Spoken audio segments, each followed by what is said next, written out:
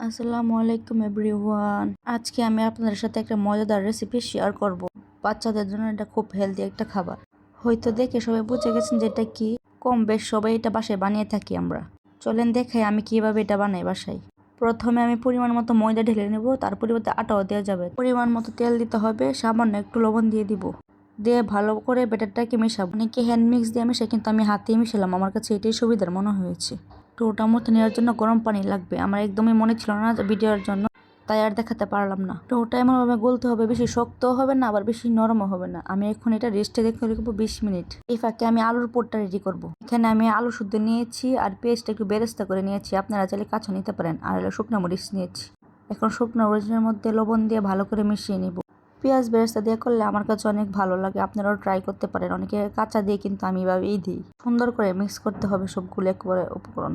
এটা মিক্স করতে করতে আপনার সাথে কিছু কথা শেয়ার করি। ফেসবুকের এখন ভাইরাল টপিক হচ্ছে আমার ভিডিওতে আপনার একটা গঠনমূলক কমেন্ট করে যান, ইনশাল্লাহ 100 ফলোয়ার পাবেন, 1000 ফলোয়ার পাবেন, 500 ফলোয়ার পাবেন। এসব কি শুরু করেছে ভাই আপনারা? তারা তো বলে তাদের রিচ বাড়ানোর জন্য। আমাদের মতো ছোট ইউজারের তো কোনো লাভ হচ্ছে না। আমরা তো বোকার মতো কমেন্ট করেই যাচ্ছে। আচ্ছা, এখন আমার রেসিপিতে ফিরে যাই।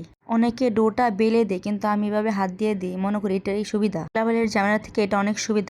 দেখেন আমি কত সুন্দর করে দিচ্ছি। এটা আমি একটু আস্তে আস্তে দিচ্ছিলাম, কিন্তু ভিডিওটা ফাস্ট করে দেওয়ার জন্য এত তাড়াতাড়ি মনে হচ্ছে। আপনারা এটা আস্তে আস্তে করবেন, আলতো হাতে, যেন আলোটা না বেরিয়ে যায়। আলোটা বেরিয়ে গেলে এটার মজাই শেষ হয়ে যাবে। শেষ হয়ে যাবে বলতে দেখতে বিশ্রী লাগবে আর কি। দেখেন আমি কি সুন্দর করে গোল করে নিয়েছি। একে একে সবগুলো করে নেব। আমার এখানে 5টা হয়েছে ডু। এখন এটাকে আলতো হাতে বেলতে হবে।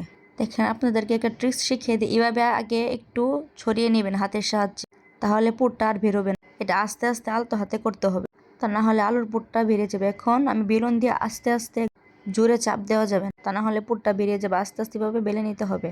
এই রুটিগুলো একটু মোটা করে বেলে নিতে হয়, তাই আমি একটু মোটাই রাখলাম। আপনারা আপনার পরিমাণ অনুযায়ী মোটা চিকন রাখতে পারেন। আমার কাছে একটু মোটাই ভালো লাগে। আমার রুটি বানানো প্রায় কমপ্লিট।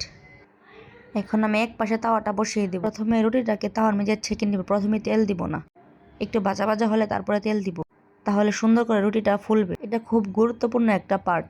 অনেকে কি করে আগে তেল দিয়ে দেয়, কিন্তু না, এই ভুলটা করা যাবে না। আগে রুটিটা ছেঁকে নিতে হবে, তারপরে তেল দিয়ে দিতে হবে। এখন আমি তেল দিয়ে দিব। আমার রুটিটা ছেঁকা শেষ। এইভাবে বাছলে রুটিটা অনেক ফুলকো হয়। আমার রুটিটা দেখলে হয়তো আপনারা বুঝতে পারবেন যে মাশাআল্লাহ কত ফুলকো হয়েছে আমার রুটিটা। চুলাটা মিডিয়াম আঁচে বাছতে হবে। খোলা আঁচে দিলে রুটিটা পুড়ে যাওয়ার একটা চান্স থাকে। দেখেন মাশাআল্লাহ আমার রুটিটা কত ফুলে। আপনারা যদি রুটিটা ফুলকো করতে চান, আমার রেসিপিটা হুবহু ট্রাই করবেন, ইনশাআল্লাহ ফুলকো হবে। দেখিয়ে বুঝতে পারছেন, দেখেন কত ফুলকো হয়েছে। খেতেও মাশাআল্লাহ অনেক মজা হয়েছিল। আমার রুটি ভাজা একদম কমপ্লিট।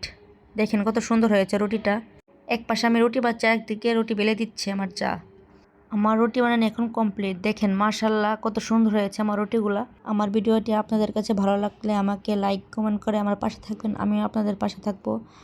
আল্লাহ হাফেজ, বাই বাই।